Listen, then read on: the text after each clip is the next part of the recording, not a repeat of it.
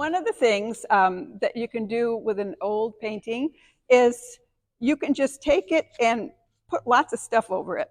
You could use crayon, you could use oil pastel, you could scribble over it, do whatever. And I have a neat little story because this is one of my favorite projects that I used to do with really young kids. And actually it started with my own. I have 2 children. They're in their late 30s right now, but back when my kids were like 5 and 6, you know, I would have these art camps and I was constantly doing all this art stuff. So I would just have them have at it, scribble, do, and I'd give them all this mixed media stuff to do. And then we would cut it into pieces and it would look kind of like these. And then they would just reassemble them. So simple. But one of the things I encouraged my little art camp kids to do, and even my own children, was I found out that every year, if you enter the state fair, you could be 5 years old to 18 years old, they actually pay you. If you get a blue ribbon, you get X amount. If you get a red ribbon, you get X amount. And even if you get the lowest, which is a white ribbon, they still give you money. So it became a yearly thing. And the very first year that my kids did it, I just had them, you know, make these little collage-y things up. And a couple months later, after the things are judged and the fair is open, the phone was just ringing off the hook. Because people were like, your son Andrew took best of show. He was only 5. He didn't care about the money that he got. He got like $50 or something. But it was a great big purple ribbon. So we went to the fair, and then every year after that, of course, my kids especially were hooked. But anyways, it was the same project. I just had them do whatever they wanted, cut it up and reassemble.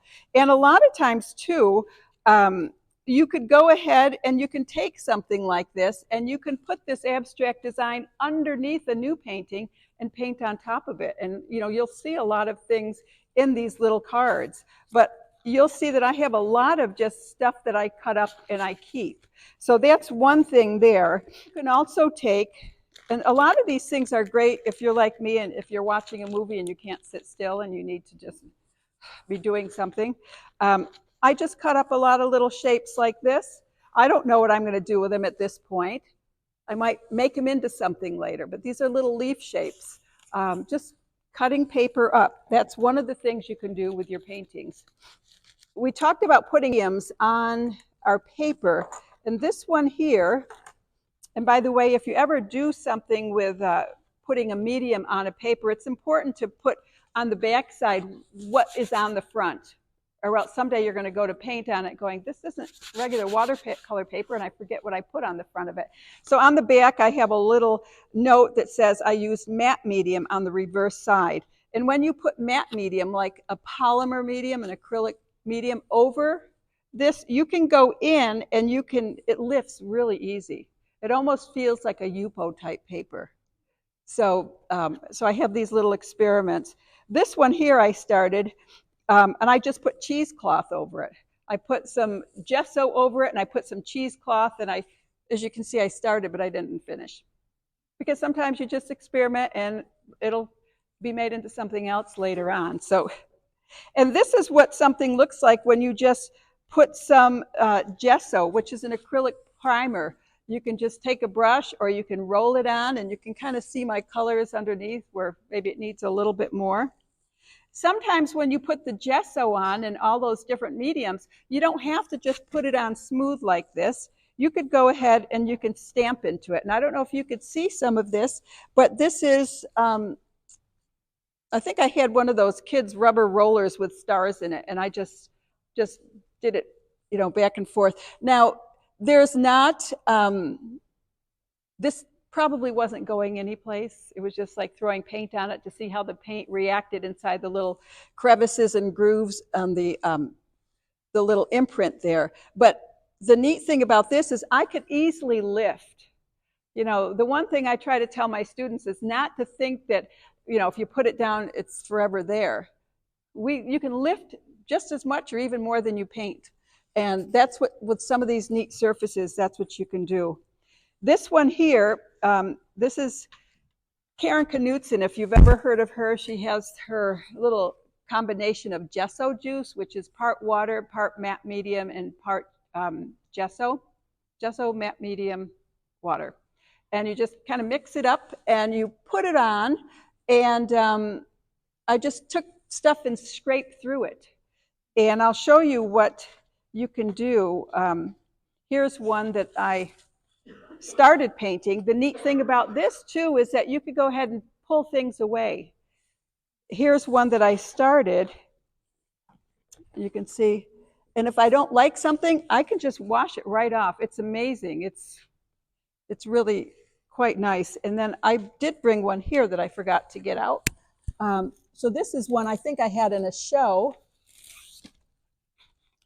Oh, this one here first is just one of those, another paint over.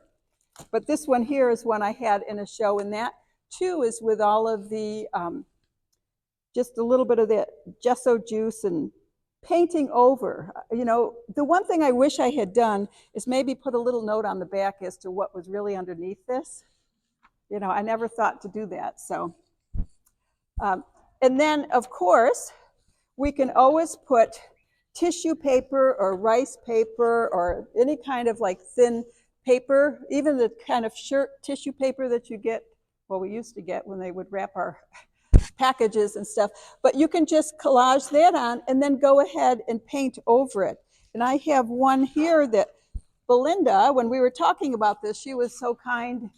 When I told her I was doing this, she has one that she started that was where she kind of pieced the tissue paper over it. So this one is just tissue paper and paint all over it, and I ended up painting on top. But this one is where Belinda went and actually created it into the mountains and then painted on it. So much that you can do. Here's one here. Again, this is just another experiment. What I did here, though, is I just did the stamping with some gesso. This is just straight gesso, and I scraped it. And you can see all the colors underneath are from a painting that was underneath there. And I put acrylic on here because once I put the acrylic over the gesso, I can't lift this. But I can put watercolor over the acrylic and have some of those colors underneath show through. And I had a bunch of these where I had bits and pieces of like scrapbook papers, and for my kids in school, a lot of times it's like I couldn't throw things away. If you ever went into most art teachers' classrooms, the kids would call it the closet, because that's what my classroom looked like. It was stuff everywhere in every nook and cranny. But I would save a lot of the scrapbooking papers and stuff like that. And that's, I don't know if you can actually see it, but it's just squares collaged down and just paint right over it. So you have some of the patterns of those scrapbooking papers coming through. This one here, and you've probably seen a lot of this, this is nothing but negative painting. With this, I just took some water and kind of mushed up my painting, and then I went over it with just white, bleed-proof white. You could use gouache, you could use acrylic, you could use a different color, and then you just do some negative painting so you have the colors showing through. And then very simply, we have where you can just tear up your pictures, either cut them, tear them, rip them, you know, whatever you want to do, and go ahead and just recompose in a torn paper collage type thing. So hopefully that gives you a few ideas, but today I wanted to show you how another way to repurpose. And I brought in, actually it was funny because when Sharon asked me to do this, I had just gotten done with my class because I teach over at Sun City, and we were making these little boxes.